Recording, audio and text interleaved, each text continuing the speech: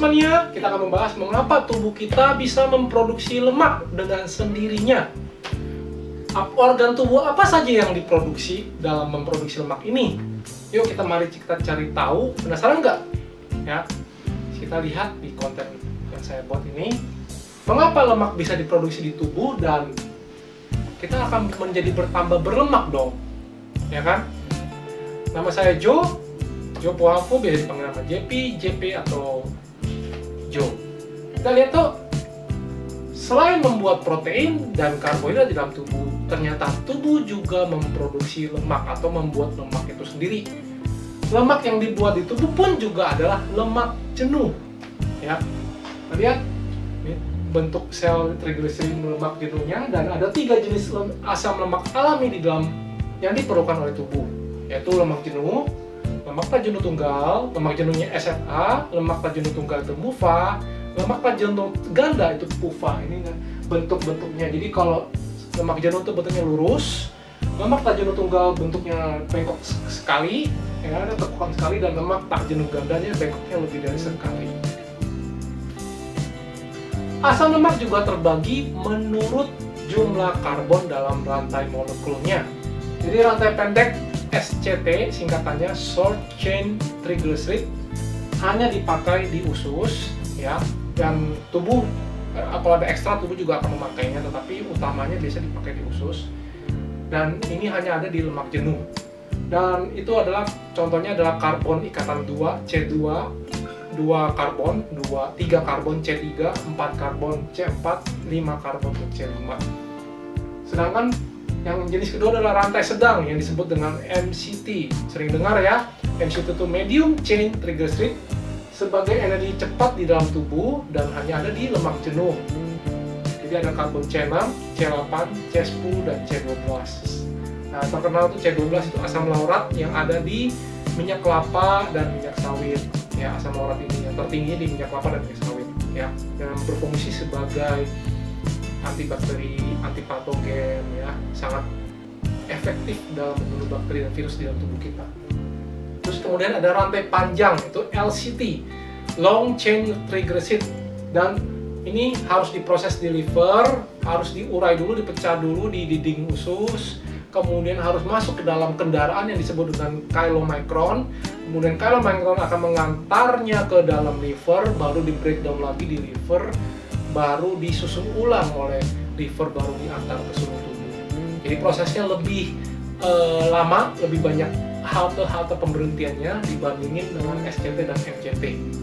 Dan ini tergolong semua jenis lemak, ya. Ada karbon C14, C16, C18, C20, ya. Sebenarnya ada very long chain triglyceride VLCT, tapi saya tidak sebutkan di sini karena jarang sekali ada di dalam makanan. Lalu yang disimpan di dalam tubuh rantai yang mana, bro? Kita lihat. Lemak yang diproduksi oleh tubuh itu adalah tergolong jenis lemak jenuh. Jadi ada 2 organ tubuh yang memproduksi lemak, yaitu usus besar dan hati atau liver. Ya. Ini sebagai reaksi mekanisme organ tubuh karena ada masuknya asupan makanan tertentu. Ya. Apa saja masukan makanan tertentu yang bisa memicu terjadinya produksi lemak ini? Kita lihat. Organ pertama yang membuat lemak adalah usus besar yang disebut dengan kolon, ya. Makanya kenapa ada disebut dengan kolonoskopi. Nah, berasal dari karbohidrat yang tidak tercerna atau diurai oleh tubuh. Ya, tidak tercerna dengan baik dengan diurai oleh tubuh, lalu akan diurai oleh bakteri di usus besar. Ya, jadi biasanya yang masuk ke dalam usus besar itu karbohidrat yang tidak tercerna ataupun serat bisa serat larut, serat larut air dan serat larut, ya. Jadi 3 asam lemak jenuh yang diproduksi usus besar adalah SCT, yaitu asam asetat, ini bahan dasar dari cuka, C2, asam propionat C3, dan asam butirat C4. Biasanya asam butirat itu ada tertinggi di butter, ya. Oke. Organ kedua yang membuat lemak adalah hati, liver kita, dari proses DNL atau de novo lipogenesis. Melalui proses lipogenesis ini, liver mengubah karbohidrat, fruktosa, dan glukosa, tapi utamanya fruktosa, menjadi lemak hati dan lemak darah yang biasa kita kenal dengan nama triglycerida atau triglycerid. Yang disimpan dalam jaringan adiposa kita adalah lemak jenuh LCT, ya, yang rantai panjang. Jadi semua lemak akan di breakdown di liver, lalu apabila adanya insulin yang hadir, maka lemak yang di breakdown tadi akan disusun ulang menjadi lemak jenuh, yaitu asam palmitat C16 dan asam stearat C18, lalu dikirim ke jaringan adiposa untuk disimpan menjadi cadangan energi. Jadi apapun asupan Anda, baik itu karbohidrat yang tadi saya sebutkan, fruktosa dan glukosa, atau lemak itu sendiri, maka apabila ada insulin yang hadir, semua lemak apapun, misalnya lemak tak jenuh tunggal, lemak tak jenuh ganda, mau lemak jenuh, ataupun lemak trans fat, itu akan disusun ulang menjadi lemak jenuh, jadi C16 C18, ya. Nah, berarti sudah tahu bagaimana lemak bisa dibuat di dalam tubuh kita. Hasil tes darah triglycerid TG, yaitu lemak darah, memberikan petunjuk seberapa tinggi asupan karbohidrat Anda. Maka apabila trigliserid Anda rendah, misalnya di bawah 50, ya, itu berarti asupan karbohidrat Anda rendah. Tapi apabila angkanya di atas 50 atau bahkan di atas 100, berarti asupan karbohidrat Anda tinggi. Satuannya biasanya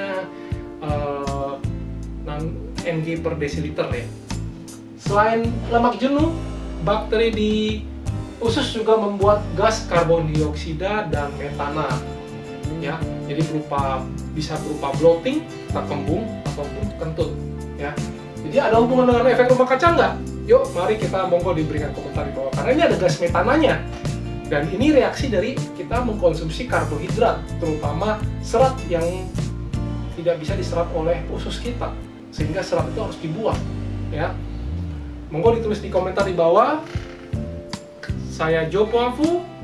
Setujukah Anda bahwa investasi yang terbaik adalah investasi yang terhadap diri kita sendiri? Karena kita yang menikmatinya, bukan orang lain. Kita nggak mungkin membayar orang melakukan push up, pull up, atau squat, dan kita nggak mendapatkan ototnya. Jadi itu tidak akan mungkin terjadi kecuali kita yang melakukan kepada diri kita sendiri. Memang kesehatan bukanlah segala-galanya, tapi tanpa kesehatan segala-galanya tidak berarti. Selain itu, kekuatan dan kesehatan mental kita ternyata dipengaruhi oleh kekuatan fisik tubuh. Oleh karena itu, kita harus melatih fisik kita supaya kita bisa mengatasi segala tantangan di dalam hidup kita. Saya Joe Poafu bersama Binaraga.net. Kami mengajak Anda membangun generasi baru yang lebih cerdas, fit, dan tangguh. Di Binaraga.net, kami selalu percaya bahwa setiap orang pasti bisa memiliki tubuh yang ideal dan sehat. Dengan subscribe, like, dan share video ini, Anda turut membantu membangun Indonesia sehat dan kuat. Salam jelas fitness, saya JP.